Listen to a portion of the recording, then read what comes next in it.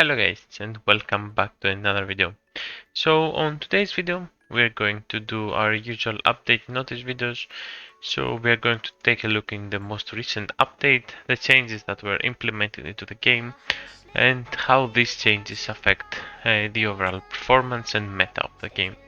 So right now we are at patch 2.8.9.2 and I would say this patch has been full of quality of life stuff and not so much as new additions to the game. So some adjustments overall on the personal rating calculation arena of honor to make it easier for the lord to understand. The previous system had some crazy numbers that many people didn't really understood what those meant. So now it's a bit easier to see to at least compare scores with other people, since like last time it was like 530 million points for someone.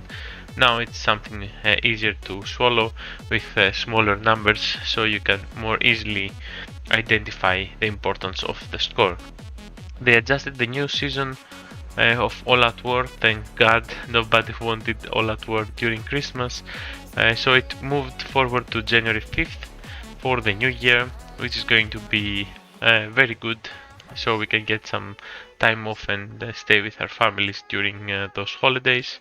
They increased the amount of high level mines in the fiery crystal mines. The local mines now have more level 2 and level 3 mines, and cross-server mines now have more level 3 and level 4. Level 3 and level 4 are the golden ones, and level 2 are still blue, but they produce a lot more fragments per hour, per minute. But the additional level 3 and level 4 mines in the cross server makes it easier to find a good spot in the mines without actually fighting people. They added 2 new refinement stat plans, and they reduced the cooldown of switching from 30 minutes to 10 minutes. Personally, I don't like the 10-minute change. I think that it makes people very easy to change between some fighting styles from inf to spear to cav, but nevertheless that's for people that are already very strong, and sometimes it doesn't really matter. For overall daily stuff, it's of course very good for us if we mistakenly change to fighting gears and refinement. It's good that now we have 10 minutes to come back to our preferred plan, but I think for fighting it's going to be a really big thing in my opinion, especially in CCS. I think it's gonna be very interesting. They improved the performance of the army reroute skill in adventure battles. If you had reroute on and you attacked some camps in the adventure, it would always leave some troops behind, making you attack again, and again you will have some troops behind, and go on. You would need 3-4 attacks to kill a camp, where now even if you have the reroute, you can kill the camp in one go. They added the Alliance Expedition log. Now under the weak stats they added a date filter option. This is really good nowadays that we can see everything here. We can see the day, the specific days, we can see the statistical period, months, complete stats, weak stats. That's honestly one of the best things added for the management of each alliance, making it very easy for people to keep track of rebels killed and for the overall performance of a member.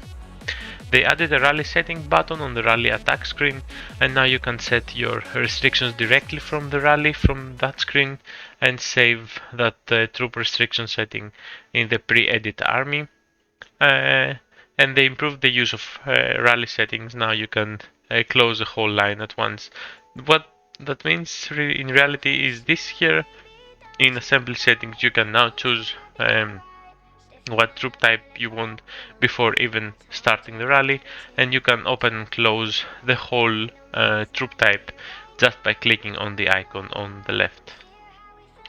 Moving on, in city affairs now, the expedition beyond difficulty is now set as default to the highest clear difficulty. You don't need to press multiple buttons now, you can just press clear and it's going to clear the highest clear difficulty, which is very nice. In quick restore entry in city affairs, now you can restore the stamina of the advisors in one click. They added a button on the dispatch advisor screen. When tapped, the system will automatically dispatch advisors. This was very tedious for people to do, especially if you had a lot to put them around in your suitable spots, but now with one click you can set them automatically in their spots. Sometimes it's not the best one, like you would prefer some things over others, but overall it works really good for the people that don't really care that much.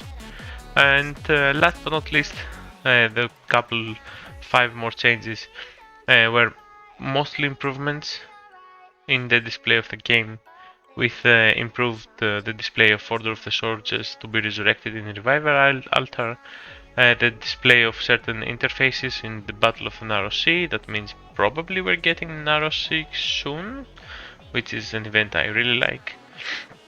They improved the pinned message display in their live chat. Actually, that was very good addition to the game. It's being used a lot in BDR, especially for events or some daily things we need to check. This is a really good addition to the game. Especially for some people that are not used to using an external program to talk, like Discord for example. Having pinned messages in Alliance chat is very useful to coordinate with your members that they are not that active in such applications. Overall, as I said, it's pretty nice. Great new additions into the game. As you see here, this is the advisor stamina recovery. With one click, it's going to recover everything you want. So, as I said, overall, very good additions to the game, and I think that by implementing more and more player suggestions from the Discord, it's gonna make the game overall run more player focused, with our suggestions making the game more and more enjoyable and easier for our daily tedious tasks. So overall, this was the latest update for the Game of Thrones Winter is Coming with the version 2.8.9.2, and thank you for watching, and I will see you on the next one. And always hesitating, kryptonite desires set my heart afire. Heart on fire, set my heart afire.